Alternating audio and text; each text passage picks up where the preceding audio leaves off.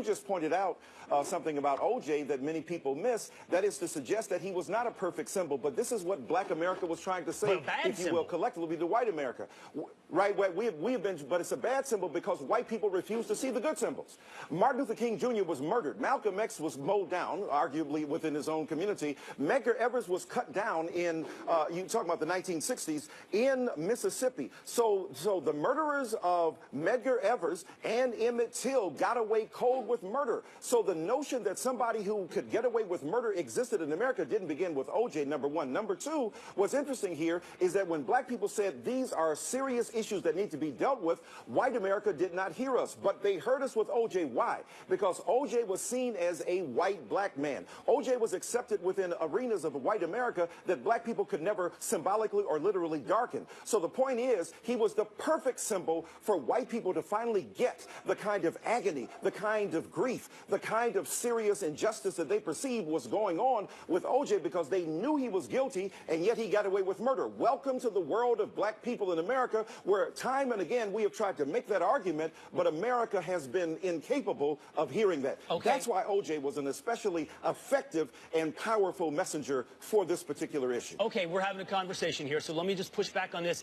I don't know that the O.J. Simpson trial of the 1990s did do a lot to put us on the same page. I don't know that the O.J. Simpson trial did much to help white America understand the racial injustices of the criminal justice system. You don't have to convince me, believe it or not, of knowing the history of racial injustice specifically in the criminal justice system, beyond that in America at large. You talk about things that happened in the 1960s and 1970s, and there's no debate. There is no questioning how bad and how obvious those injustices were, even though at the time white America would not recognize them. And then we arrive at the 1990s and the conversation continues. And now we're having it over a case where, Dr. Dyson, do you really think O.J. Simpson's murder trial helped bring the races together and bridge that disconnect on understanding injustice? I would suggest it's driven us further apart because he was such a bad symbol, because the facts were so bad, because it fit so poorly into the broader story that needs to be understood. No, it's a very powerful point, but this is what you're missing. As I said before, but let me say it more clearly now. Black people have been making that argument nearly from time immemorial in this nation. They have been arguing that the fundamental predicate of justice has never been acknowledged within black communities, that the adjudication, that is the dispute between what's good and bad, what's just and unjust, has never been fairly delivered to our communities. As a result of that, we have to take down a broke-down, rickety metaphor like O.J. to make a point that would be better served with people like Medgar Evers or Emmett Till or Martin Luther King Jr. The point is that there have been sublime and supreme symbols of African-American injustice in this country that white America still didn't hear. So what it took was a black man accepted by white America as not black. Remember, Time magazine darkened the face of O.J. to suggest the nefarious purposes that they believe his life had turned to. So the point is that black people have been saying from time immemorial, this system is corrupt. It will not work. It finally took O.J. to wake America up. Now, you're absolutely right that in the ultimate sense, there may not have been the facilitation of reconciliation or the rehabilitation of the injustice system for African-American people, but it continues to this day. The disproportionate concentration of African-American and Latino people in prison, what Michelle Alexander calls the new Jim Crow, this is a persistent issue, and we cannot choose the particular symbols that will resonate in white America. It may not bring ultimate reconciliation in its own case, but it woke white America up to the fact that there are two universes rotating around a different axis of perception of race in America. And until white America grapples with that in a fundamental sense, we will continue to be divided. Sociology at Georgetown, Dr. Michael Eric Dyson is now with us on the show. But before we get to him, we were discussing O.J.'s role with white America before we went to break, Will, and you wanted to react to something. Yeah, certainly want to be respectful of everybody's role in the conversation and the fact that we have to pay the bills with commercial breaks. But I had so much to follow up on with you, Dr. Dyson, and I relish this opportunity. This is not you versus me in my mind. This is not debate. This is a conversation that hopefully, yes, we have disagreement on, but moves forward. You talked about the racial disconnect and the role that O.J. Simpson's trial can play in your words, waking up white America to the injustices of the criminal justice system that we had for our history passed up on the perfect opportunities, the perfect and Medgar Evers or Martin Luther King Jr., whatever it may be, we had throughout our history passed up these opportunities. So no, if it takes an imperfect symbol, then that's what it takes. If it takes a one where the facts don't quite fit, then that's what it takes. Here's my problem, or here's what I seek from you. What's the goal, right? What is it that white America needs to be made woken up to? Because in my mind, it's to justice, yes? If in those previous cases what our problem is, yes, and if in those cases it's been injustice, if it's justice denied with Medgar Evers, our resolution where we need to move is to justice. But with OJ, because it became simplistic and because it became a symbol and because it ignored the facts, what we were met with was injustice. So meeting tit for tat, injustice for injustice, seems like a way that we don't move forward together, that we don't bridge the disconnect.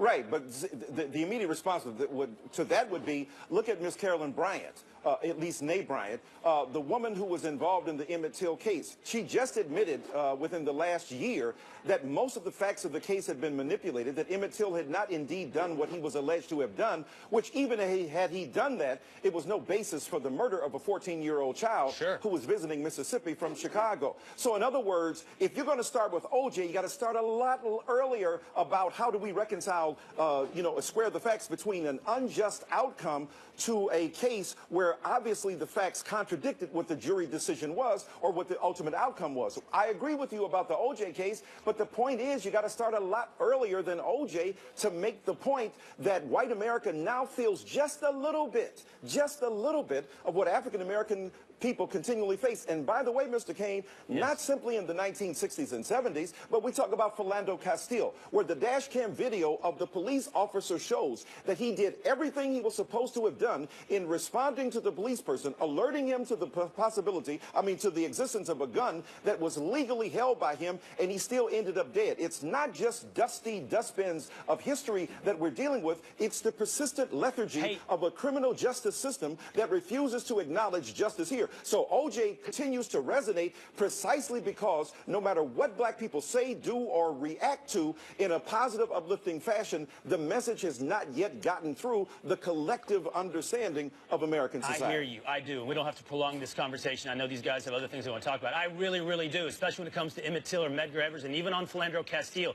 I guess the issue is this. I have trouble accepting OJ as the symbol that wakes white America up. OJ is the symbol that brings us together. That injustice meeting injustice is the way to move forward.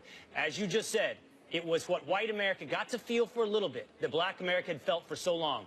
That's retribution. That's getting even. That's inflicting similar injustice. That's not putting us on the same page walking together. No, I understand that, but what my point to you is white people don't get a chance to dictate the terms of what symbols resonate so powerfully. You as a white American, collectively speaking, white America doesn't get a chance to determine what seems like justice for African American people. To you, it seems like retribution. To us, it's a long time coming, finally understanding the hurt, the pain, the agony that we feel, and yet at the same time, black people have been more committed to this institution of American society, more committed to the prospect of justice, have not behaved in ways that are awful or obstreperous or belligerent, but have accepted the outcomes of particular juries, even when we knew they were unfair, and used protest to argue our case. And yet others have felt that even when Colin Kaepernick resorts to a protest, that even is ruled out. So what arena do we have to operate within in order to make the argument fair? If we say we don't want retribution but justice, that's true. Then we resort to protest. White America can't accept that. That's because ultimately white America cannot dictate the terms of justice for African American people. And the point is not simply reconciliation. That's the ultimate goal. But before then, there must be confrontation with the inherent contradictions of a criminal justice system that has refused to be fair to all peoples. All right, Dr. Dyson, we've spent a lot of time now looking back, and certainly there is value in that, immense value, actually. But let's turn the page and go forward a little bit. O.J. Simpson will still be incarcerated until October 1st at the earliest. What will the future be for him afterward? What can we expect from O.J. Simpson? Well, I mean, who knows with O.J., right? We hope that he will go somewhere and take a seat and be able to